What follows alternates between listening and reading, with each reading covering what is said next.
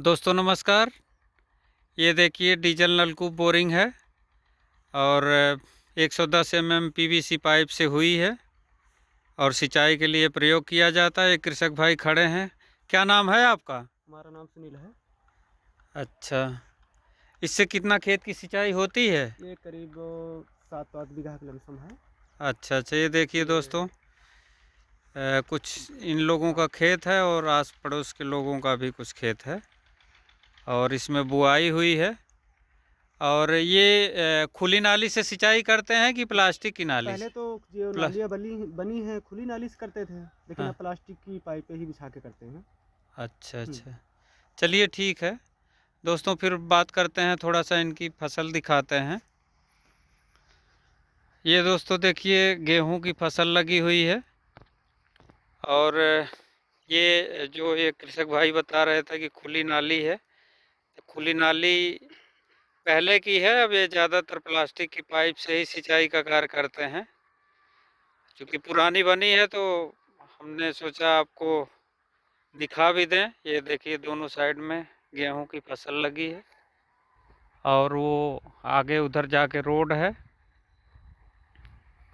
ये दोस्तों पहले इससे खुली नाली से ही सिंचाई होती थी लोगों के पास। जैसे उतना प्लास्टिक की पाइप का मतलब उतना चलन नहीं था और एसडीपी पाइप भी बाद में ही आई है, लेकिन पहले खुली नाली से ही सिंचाई होती थी। और ये देखिए क्यारियाँ बनी हुई हैं, इसमें ला करके प्लास्टिक की पाइप रख देते हैं और जब वहाँ से पानी का डिस्चार्ज आता है, फ्लो आता है, तो उसके द्वारा सिंचाई होती है। दोस्तों क्यारियाँ बनाने से बढ़िया ये रहता है कि आपको एक क्यारी की सिंचाई हो गई तो आप अगली वाली में पाइप रख दीजिए, अगली वाली सिंचाई हो जाती है। हालांकि ये काफ़ी बड़ी बड़ी क्यारियाँ बनाई गई हैं, थोड़ा सा समय ज़्यादा लगेगा। और ये देखिए दोस्तों, ये नाली ऐसे घूमते हुए ये आगे चली आई है। कभी कभी इससे भी सिंचाई करते हैं, इनके द्वारा बताया जा रहा है। और ये अगला वाला खेत है और ये जानवरों के लिए जो है इसका घेराव किए हैं। आगे जा कर के जल संरक्षण के लिए तालाब भी है थोड़ा सा दूरी पे। ये देखिए दोस्तों, ये गेहूं की फसल है और ये सिंचाई के योग्य हो गई है। 1-2 दिन में सिंचाई करेंगे। दोस्तों कोई भी फसल है, चाहे गेहूं की फसल है चाहे सरसों की फसल है, आप बुआई जब कीजिए उसके पहले ही मिट्टी का परीक्षण करा लीजिए। मिट्टी का परीक्षण कराने से आपको कौन सा तत्व कम है, कौन सा नॉर्मल है, उसके बारे में पता हो जाता है। तो जो आपका प्रबंधन है, चाहे खाद का है, चाहे बीज का है, चाहे पेस्टिसाइड का है, तो वो आपको पहले से पता हो जाता है।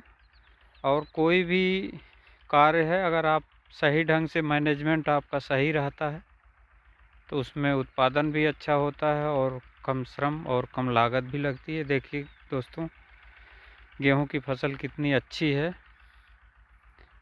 और ये इसी ट्यूबवेल द्वारा सिंचाई होगा। उथले नलकूप यानी सैलो ट्यूबवेल दोस्तों, ये कृषक भाइयों के लिए एक वरदान स्वरूप है। आप देख रहे हैं कितना लंबी एरिया में कितना दूर तक गेहूं की फसल लगी हुई है और एक ही ट्यूबवेल है ये इस एरिया में, और इसी से पूरा सिंचाई हो जाती है। दोस्तों उसके बाद बढ़िया से खेत की तैयारी कर लेना चाहिए। खाद उचित मात्रा में डालिए, अच्छे बीज का चुनाव कीजिए और उसके बाद पुआई करा के पाटा लगवा दीजिए। गेहूं की पहली सिंचाई 21 दिन पे होती है और मतलब 21 दिन पे होती है। अगर थोड़ा सा ज़्यादा उस टाइम पे नहीं हो पाया मान लीजिए तो 25-26 दिन तक आप सिंचाई कर सकते हैं। लेकिन बहुत पहले भी आप सिंचाई का कार्य मत करिए और बहुत लेट में भी ना करिए। 20 से 25 दिन के अंदर अगर आप गेहूं की सिंचाई करते हैं तो जो पौधे हैं वो अच्छे ढंग से जो है डेवलप करेंगे, अच्छा ग्रोथ रहेगा। और अगर बहुत पहले कर देंगे तब भी उतना अच्छा ग्रोथ नहीं रहेगा, और बहुत लेट करेंगे तब भी जो है उसमें अंतर आ जाएगा। इसमें भी दोस्तों देखिए ये एक बरानुमा बना हुआ है, इसी की सहायता से पानी ले जाएंगे। और ये मेड़ है जो डिवाइडर का काम करती है। इधर सरसों की फसल लगी हुई है, अभी इसको भी आपको उधर से रिटर्न वापस आते वक्त दिखाएंगे। मेरा दोस्तों आप लोगों को ये दिखाने का उद्देश्य ये रहता है, आप फसलों से, बोरिंग से, प्रबंधन से आप मतलब अवेयर रहिए, आप जागरूक होइए। कई चीज़ें ऐसी होती हैं दोस्तों, जानकारी के अभाव में नुकसान हो जाता है, और नुकसान होने के बाद क्या होता है? कुछ नहीं होता है। का वर्षा जब कृषि सुखाने, बाद में आपकी आइडिया ही क्या करेगी जब आप उसको अप्लाई ही नहीं कर पाएंगे, जब आप उसको प्रयोग नहीं कर पाएंगे। ये दोस्तों देखिए अगला खेत आ गया, ये मेड़ है जो डिवाइडर का कार्य कर रही है। ये थोड़ा सा इससे नीचा है, और अभी आगे वाला भी आपको दिखाते हैं। वीडियो देखने से दोस्तों आपको कई चीज़ें पता होंगी। आप मेरे वीडियो को देखते रहिए, आप इससे आपको काफ़ी नॉलेज होगा। चैनल का नाम है इंजीनियर 1977। चैनल को लाइक कीजिए, सब्सक्राइब कीजिए और सपोर्ट कीजिए। आपको नई नई जानकारियाँ मिलती रहेंगी। आप मेरे जो लॉन्ग वीडियो हैं आप उसको कम से कम 3-4 वीडियो आप देखिए, आपको बहुत अच्छी अच्छी जानकारी मिलेगी। ये देखिए दोस्तों अगला वाला खेत आ गया, ये भी सिंचाई के लायक हो गया। ये देखिए दोस्तों ये बाद में बुआई हुई है। अब वापस चलते हैं दोस्तों, ये देखिए ये भी गेहूं की फसल है। दोस्तों गेहूं में कम से कम 2 सिंचाई की आवश्यकता होती है, और पहले तो अक्सर किसान भाई डीएपी डाल करके इसकी बुआई करते हैं। उसके बाद ये प्रथम सिंचाई जो होगी टॉप ड्रेसिंग में यूरिया का प्रयोग करते हैं। लेकिन मेरा मानना है दोस्तों, जहाँ तक हो सके गोबर की खाद, जैविक खाद प्रयोग कीजिए। आपको कम लागत में स्वस्थ फसल मिलेगी, और आपका भी स्वास्थ्य अच्छा रहेगा, देश का स्वास्थ्य अच्छा रहेगा। इसलिए दोस्तों बहुत ज़्यादा उत्पादन के चक्कर में जो अंधाधुंध रासायनिक खादें प्रयोग हो रही हैं, आप लोगों से निवेदन है इस पर कंट्रोल कीजिए। ये देखिए दोस्तों सरसों की फसल लगी है, थोड़ा लेट में है, और इसका भी जर्मिनेशन लगभग हो गया है।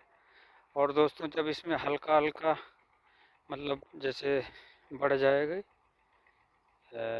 जैसे फूल वगैरह आने लगता है, तब आप फूल क्या मतलब आने का टाइम होता है उसके पहले ही आप सिंचाई कीजिए। वैसे स्टैंडर्ड टाइम है 30 से 35 दिन प्रथम सिंचाई का। उसके बाद हल्का स्टॉप ड्रेसिंग कर दीजिए यूरिया की, बहुत बढ़िया मतलब सरसों की फसल होगी। दोस्तों उथले नलकूप बोरिंग जो है 0 से लेकर के 100 फीट तक होती है, और 110 mm PVC पाइप का प्रयोग होता है। 3 इंच डिलीवरी होती है। सेंट्रीफ्यूगल पंप इसमें लगता है, और रिफ्लेक्स वाल्व है। डीजल इंजन की सहायता से आप पानी उठाते हैं, या पंपिंग सेट है, या विद्युत मोटर है। उसके हिसाब से आप वो आपका एक तरीका है, सोलर सिस्टम से भी मतलब पानी उठाया जाता है। इस तरीके से दोस्तों ये बोरिंग किसानों के लिए काफ़ी लाभप्रद है, और एक बार कराने के बाद कम से कम 20, 30, 40 साल तक, जब तक इसकी लाइफ है, ये चलती रहती है। ये कृषक भाई अपना बैठे हैं, और इस वीडियो में इतना ही। चैनल का नाम है इंजीनियर 1977। चैनल को लाइक कीजिए, सब्सक्राइब कीजिए। जय हिंद, जय भारत, जय जवान, जय किसान, जय विज्ञान।